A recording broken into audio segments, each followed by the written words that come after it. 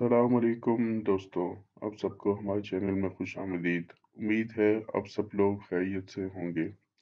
आज हम बात करेंगे उमैर अहमद के नावल दरबार दिल के मुतल्लिक।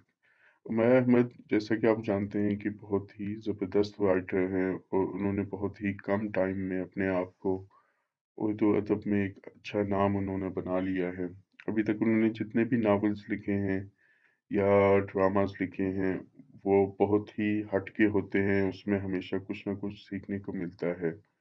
दरबार दिल भी जो है वो भी एक बहुत ही डिफरेंट स्टोरी है और हम उसके बारे में बात करेंगे।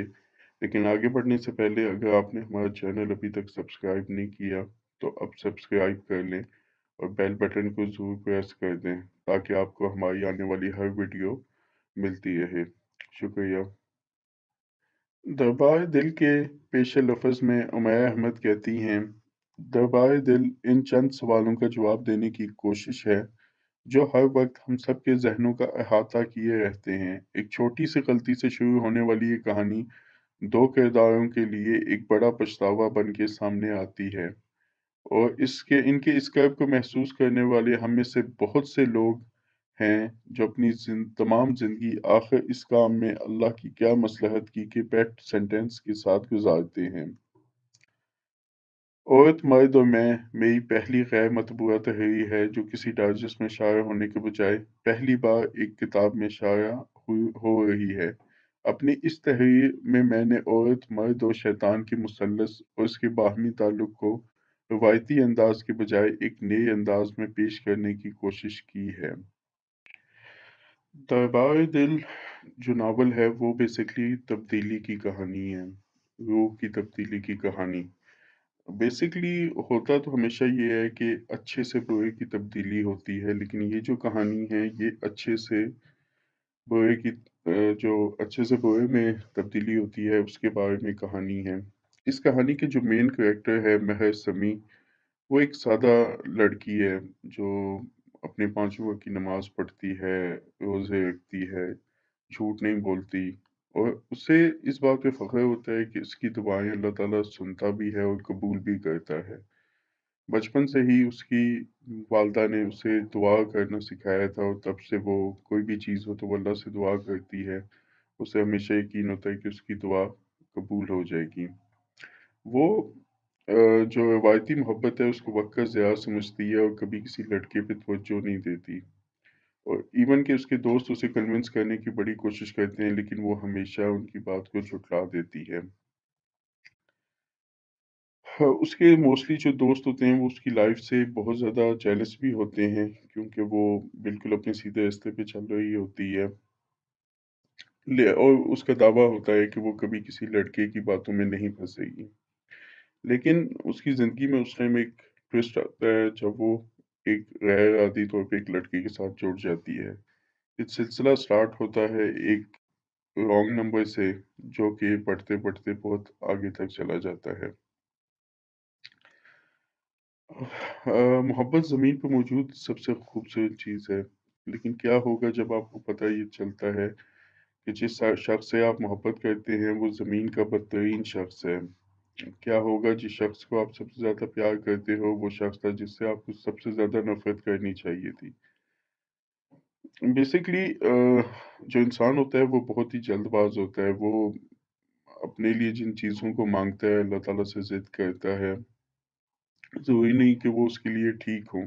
अगर अल्लाह ताला हमारी कोई दुआ कबूल नहीं कर रहा तो उसके पीछे अल्लाह ताला की कोई मसलहत होती है, जो हमें उस टाइम तो नहीं समझ आती, लेकिन कुछ वक़्त गुज़रने के बाद हमें समझ में आती है कि उसमें अल्लाह ताला की क्या मसलहत थी। लेकिन अपनी जल्दबाज़ तबीयत की वजह से हम अल्लाह ताला से शिकवा करना स्टार्ट कर देते हैं कि हमें वो चीज़ क्यों नहीं दी गई। ये भी ऐसी ही कहानी है जो आपको इस चीज़ को बहुत अच्छे तरीके से समझाएगी, जो आपके ईमान को मज़बूत करेगी और इस पैगाम को बयान करती है कि बाद औक़ात आप जिस चीज़ की वजह से अल्लाह ताला से सबसे ज़्यादा शिकवा करते हैं कि वो आपको नहीं मिली, वो आपके हक़ में सबसे बेहतर होती है। इस नावल में उमैर अहमद ने दुआओं की ताकत पे ज़ोर दिया है कि जिसमें खुदा से मदद माँगी जाती है। یہ انسانی ख्वाहिशात की कहानी है कि किस तरह इंसान अपने मकासद की तरफ दौड़ता है और अपने इर्द-गिर्द पेश आने वाले तमाम वाक़यात में मंतक तलाश करने की कोशिश करता है और इस हकीकत को जाने बगैर कि इंसानी ज़हन ख़ामियों से भरा हुआ है। मुझे पर्सनली ये नावल बहुत ज़्यादा पसंद है और ये मेरा फर्स्ट नावल है जो मैंने पढ़ा था। मेरा तारुफ़ था उमैर अहमद से और मुझे ये बहुत ही अच्छा लगा था। और सबसे बेहतरीन चीज़ मुझे इस नावल में लगी थी कि इसकी कहानी बहुत ही ज़्यादा सिंपल है, मतलब और ये हमारे माशरे पे बिल्कुल फिट बैठती है। आजकल का जिस तरह माशरा है, जिस तरह हमारी जो यंग जनरेशन है, जिनका ख़ास तौर पे लड़कों का जिनका मकसद यही होता है कि वो किसी तरह लड़कियों से कॉन्टैक्ट में रहें, उनसे बात करें और वही बातें रवायती बातें स्टार्टिंग में दिन-रात बातें होंगी, फिर आहिस्ता-आहिस्ता दिलचस्पी कम होती जाएगी, फिर मुख्तलिफ बहाने स्टार्ट हो जाएँगे। अगर तो वाक़ई आपको किसी से मोहब्बत है, अगर आप किसी से मोहब्बत करते हैं, तो उसका सबसे आसान तरीका ये है कि और दूसरा भी रज़ामंद है, तो आप सिंपली अपने वालिदैन को या जो आपके सरपरस्त हैं, उसको दूसरी पार्टी के घर भेजें। लड़की के घर भेजें, उसके माँ-बाप से बात करें। अगर तो वो राज़ी हो जाते हैं, तो वेल एंड गुड। लेकिन अगर उनका कोई लॉजिकल एक्सक्यूज़ है जिसकी वजह से वो ये रिश्ता नहीं करने देते, तो आपको चाहिए कि आप उस चीज़ को अच्छे तरीके से ख़त्म करके मूव ऑन करें और अपनी ज़िंदगी को बेहतर बनाने की कोशिश करें। ये नहीं कि आप उसको ज़िद बना लें और अपनी भी और दूसरों की भी ज़िंदगी को ख़राब करें। और ये सबसे बेहतर रास्ता होता है, बजाय आप क्या नाम है 2 साल, 3 साल एक-दूसरे की फीलिंग्स के साथ खेलते जाएँ और उसके बाद फिर पता लगे कि आप लोग तो आप लोगों की शादी हो नहीं सकती और आप लोगों को ये अलग होना पड़ेगा। वो जो गम होता है या दुःख होता है वो बहुत बड़ा होता है। वो हकीकत में काफ़ी ज़्यादा ज़िंदगियों को तबाह कर देता है। दरबार दिल वैसे तो ओवरऑल सारा ही मेरा फ़ेवरेट है, लेकिन उसके कुछ इक़्तिबास या कुछ सीन्स ऐसे हैं जो कि बहुत ही हार्ट टचिंग है। इसी में से एक सीन ऐसा है जब मिमी नाम का लड़का जो महर को फ़ोन करता है, वो उसे फर्स्ट टाइम बताता है कि वो उससे मोहब्बत करता है। तो उसके बाद महर की क्या कंडीशन होती है वो इस सीन में बताई गई है। इस रात मैंने तहज्जुद के साथ इशा की नमाज़ भी नहीं पढ़ी। इसकी आवाज़ मुसलसल मेरे ज़हन में गूंज रही थी। मोहब्बत, मोहब्बत, मोहब्बत। मैं तुमसे मोहब्बत करता हूँ। एक जुमला था जो मैं वजूद को हिसार में लिए हुए था। आखिर ये मुमकिन ही कैसे था कि और इस के बाद आने वाले जुमले का जवाब मेरे पास नहीं था। किसी के पास भी नहीं होता और किसी को इस सवाल के जवाब की तलाश भी नहीं होती, बल्कि कोई ये सवाल करता ही नहीं। हर एक के लिए ये ही काफ़ी होता है कि इससे कोई मोहब्बत करता है। सिर्फ मैं थी जो एक एतराफ़ को सवाल बनाए बैठी थी।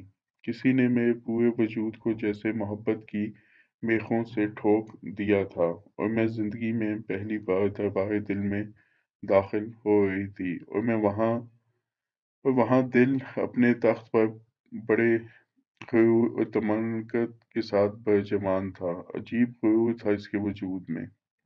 उसके दरबार में हर कोई घुटनों के बल गिरा हुआ था। सिर्फ मैं थी जो अपने पैरों पर चलती हुई वहाँ आई थी। शायद कभी वो सब भी अपने पैरों पर चलते हुए ही वहाँ आए होंगे। सिर्फ मैं थी जो अपने पैरों पे वहाँ खड़ी थी। शायद वो सब भी वहाँ अपने पैरों पर खड़े होंगे। और सिर्फ मैं थी जो वहाँ तख्त पर बैठे दिल के सामने खड़ी इसको देख रही थी। और दिल, इसके होंठों पे अजीब मुस्कुराहट थी। शायद वहाँ आने वाला हर कोई पहले यूं ही देखता होगा। तनी गर्दन, उठी थोड़ी, सीधे कंधे, तख्त के पार हथेलियों पर फैले बाजू। वो अपने दरबार में बादशाह था। वो दरबार दिल था और मैं आखिर में वहाँ क्यों आई थी या लाई गई थी? नाम महर समी, उम्र 20 साल, जिन्स औरत, मोहब्बत अंधी। मैंने चूक कर उस शख्स को देखा। वो क्या हद जारी कर रहा था मुझ पे। मोहब्बत अंधी, अंधी मोहब्बत। तो मैं अंधी मोहब्बत का शिकार हुई थी। किसी ने कहकहा लगाया। मैंने गर्दन मोड़कर तख्त को देखा। महज समी, स्पीशीज ब्लाइंड लव। इस दरबार का हुक्मरान मुझे देखते हुए पसंदीदगी से कह रहा था, प्योर एंड ब्लाइंड लव, मैं इसे रखना चाहूँगा।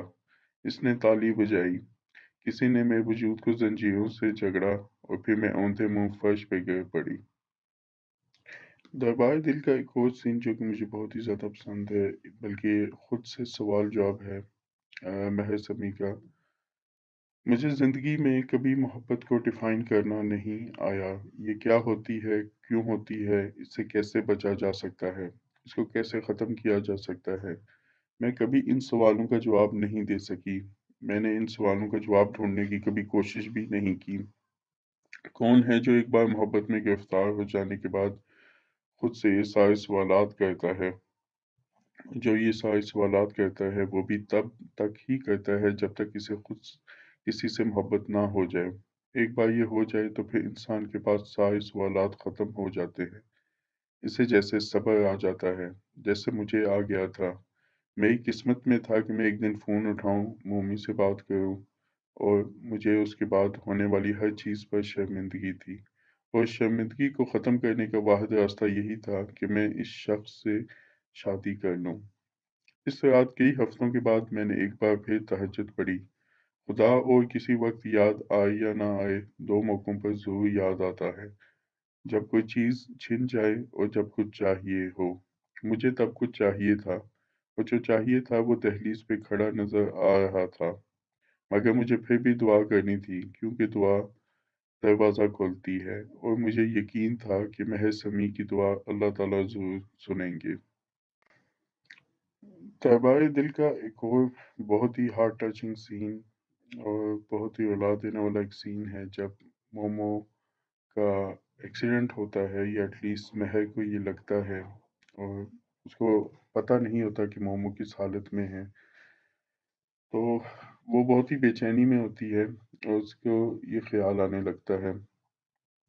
दुआ ऐसे मांगनी चाहिए कि इंसान को इस चीज़ के अलावा किसी और चीज़ का ख्याल ना है, और दुआ हर वक्त मांगते रहना चाहिए। मेरी अम्मी ने बचपन में एक बार मुझसे कहा था, और मैंने दुआ के दौरान अपने जहन को फोकस करना सीख लिया था। मैं यूनिफोकल होकर दुआ मांगा करती थी। मेरा जहन इस एक चीज़ के अलावा किसी और चीज़ की तरफ जाता ही नहीं था। कोई दूसरा ख्याल मेरे पास भटकता तक नहीं था, और मैं जानती थी कि मेरी दुआएं कबूल होती थी। ये सिर्फ मैं नहीं जानती थी, दूसरे भी कहते थे। मुझे दुआ मांगना आता था, या फिर ये कहूँ कि मुझे अल्लाह से मांगना आता था। मुझे लगता था मेरी दुआ इसलिए भी कबूल होती है क्योंकि मैं सिरात मुस्तकीम पे थी। मैं गुनाह से अपने आप को बचाती थी, आलाइशों से खुद को दूर रखती थी, ज़हनी गलाज़त से कोसों दूर भागती थी। और मैं इबादत भी करती थी, बगैर किसी ख़ास मकसद के, बगैर किसी ख़ास वजह के, सिर्फ़ इसलिए क्योंकि इबादत अल्लाह को खुश करती है, और खुश रखती है, सो आफ़ात से बचाती है। तब मेरी ज़िंदगी का एक ही मकसद था, अल्लाह को खुश रखना, तमानियत क़ल्ब पाना। तब अल्लाह से प्यार था मुझे, वो हर वक्त अपने पास महसूस होता था। मैं सोचती थी इसके बारे में, इन चीज़ों के बारे में जो इसे खुश करती होंगी, इन चीज़ों के बारे में जो उसे नाराज़ करती होंगी। और ये शायद मोहब्बत इसलिए भी थी क्योंकि मैं तहज्जुद पढ़ती थी। रात के पिछले पहर जब सारी दुनिया सो रही होती थी, मुझे लगता था नमाज तो दिन में करोड़ों लोग पढ़ते होंगे, जो नहीं भी पढ़ते होंगे वो नमाज के बगैर भी अल्लाह को पुकारते होंगे। मगर रात को तहज्जुद के वक्त अल्लाह के पास मेरे लिए ज़्यादा वक्त, ज़्यादा तवज्जो होगी। इस वक्त इसके पास लोगों का रश नहीं होगा। इस वक्त वो महर समी की बातें ज़्यादा गौर से सुनेगा। मोहब्बत में भी तो ऐसे ही होता है। जो सबसे ज़्यादा कुर्ब तब पैदा होता है जब दो मोहब्बत करने वाले इतना वक्त पाते हैं कि वो एक दूसरे से कुछ कह सकें, और सबसे ज़्यादा इन्हमाक तब पैदा होता है जब आस-पास कोई ऐसी शय ना हो जो तवज्जो भटकाए। और रात को खामोशी, तन्हाई में अल्लाह के सिवा और कौन होता है जो तवज्जो अपनी तरफ खींचे। तो मैं रात को तहज्जुद में अल्लाह से बातें किया करती थी, और पता नहीं क्यों मगर मैं कभी तहज्जुद में इस तरह दुआ नहीं करती थी जिस तरह नमाज के बाद करती थी। मुझे लगता था हर वक्त अल्लाह से मांगने के लिए मैं क्या इसकी इबादत करूं? कभी सिर्फ अल्लाह का शुक्र अदा करने, इसे ये बताने के लिए भी तो उसके सामने झुकना चाहिए कि मैं इससे मोहब्बत करती हूँ। बेपनाह मोहब्बत। लोग तहज्जुद सिर्फ मांगने के लिए पढ़ते हैं। जो चीज़ सारा दिन इबादत करके ना मिले वो तहज्जुद में मांगी जाए तब दुआ कबूल होती है। और मैं सोचती थी नहीं, तहज्जुद के वक्त मुझे सिर्फ अल्लाह को ये बताना है कि इसने मुझे कितना खुशकिस्मत बनाया है, मुझ पे कितनी नेमतें नाज़िल की हैं, कितना रहम किया है, और ये बताना है कि इसकी कितनी शुक्रगुज़ार थी, और मुझे मुझे इससे मोहब्बत थी, बस और कुछ नहीं। मांगना बगैर दिन के लिए, हाँ, बस एक चीज़ के लिए ज़रूर कहती थी, रहम। और अब मैं ज़िंदगी में पहली बार कुछ और मांगने के लिए अल्लाह के सामने झुकी थी। मोमी की ज़िंदगी, बस इसकी ज़िंदगी। मैंने इस रात किसी नेमत का शुक्र अदा नहीं किया, सिर्फ मांगा, और बेहद खुदगर्जी से। इंसान ज़िंदगी में कभी न कभी अल्लाह को अपनी नेकियां, अपनी इबादत जताता ज़रूर है। कभी न कभी इससे मोल-तोल के लिए ज़रूर बैठता है, कभी न कभी इससे इबादत का सौदा करने के लिए अपने और इसके रिश्ते को प्योरली कमर्शियल ज़रूर बनाता है। मैंने भी बनाया था। मैंने भी अपनी फ़रमाइशों की फ़हरिस्त इसके सामने रखते हुए कहा था कि मुझे वो मेरी इबादतों का अजर दे, मम्मी की ज़िंदगी की सूरत में। मेरे दिल को ना उजाड़े, मम्मी को मेरी ज़िंदगी से ना निकाले। यूँ इस तरह इतने लोगों को मोहब्बत मिल जाती है, मुझे भी मिल जाए। इतने गुनहगार लोगों की दुआएं कबूल होती हैं, मेरी भी हो जाए। मैंने अल्लाह से कहा कि मोमी दोबारा मुझसे रब्ता करे, और अपनी मदद के लिए इस दिन ना आने पर भी मुझे माफ़ कर दे। मैंने अल्लाह से कहा था कि वो सही सलामत हो, इसे चोटें ना आई हों, इसे ख़राश तक ना आई हो। मैंने अल्लाह से कहा था कि मोमी मुझे मिल जाए, मेरी शादी से हो जाए, वो मुझे इतना चाहे जितना मैं चाहती हूँ। मैंने अल्लाह से कहा था कि कोई मेरी तरह बेग़र्ज़, बेलौस होकर इससे मोहब्बत नहीं करता रहा। कोई मेरी तरह दिल और दिमाग एक जगह रखकर इसकी इबादत नहीं करता रहा। फिर क्या वो महज समी को दूसरे लोगों की तरह ट्रीट करेगा? इनमें और मुझ में कोई फ़र्क ही नहीं रखेगा। मैंने बिलक-बिलक कर इससे अपनी हर नेकी जताई। फिर मुझे लगा शायद अल्लाह इतनी बहुत सारी दुआएँ कबूल नहीं करेगा। मैं भी तो मुझसे चाह रही थी। अपने कानों से मम्मी की चीखें सुनने के बावजूद ये चाह रही थी कि इससे ख़राश तक ना आई हो, एक कतरा खून तक ना बहा हो। इसके लिए कुछ ना करने के बावजूद ये चाहती थी कि वो मुझसे मोहब्बत ही करता रहे, मुझसे ही शादी करे। और फिर मैंने भी वही किया जो हम सब करते हैं, आहिस्ता-आहिस्ता अपनी दुआओं की फ़हरिस्त को छोटा करना शुरू कर दिया। एक-एक करके इसमें से चीज़ें कम करनी शुरू कर दी। और ये काम ही इंसान की ज़िंदगी का सबसे कठिन काम होता है। आखिर वो कौन-सी एक चीज़ है जिसके लिए वो बाकी सारे मुतालबात, सारी ख्वाहिशात छोड़ देता है? सिर्फ़ एक चीज़, और मैंने अल्लाह से कहा था वो मोमी को ज़िंदगी दे दे। चाहे इसको मेरा मुकद्दर ना बनाए, मगर इसको ज़िंदगी दे दे। और ये दुआ करते हुए मैंने जैसे किसी पेशे के साथ अपने दिल को काट डाला था। वो मुझे ना मिलता तो मेरी ज़िंदगी क्या रह जाती? पर मेरे लिए काफ़ी था कि वो तो ज़िंदा होता। वो शख़्स जिसको मैंने चाहा था, जिससे मोहब्बत की थी। इसके बाद मैंने वही किया जो हम सब करते हैं।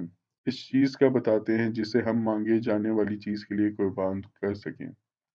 और मैंने अल्लाह से कहा था कि वो मम्मी को मेरी ज़िंदगी भी दे दे, मगर इसको ज़िंदगी दे दे। इस तरह तहज्जुद में बिलखते हुए मुझे लगा अल्लाह मेरे करीब है, वो मेरी सुन रहा है। मेरी दुआ में खुशबू वज़ू था, और वो सब था जो दुआ को मकबूल करता है। रिकत, आंसू, या आजिज़ी, बेकरारी, बेताबी, यकसोई, बेबसी, सब कुछ था।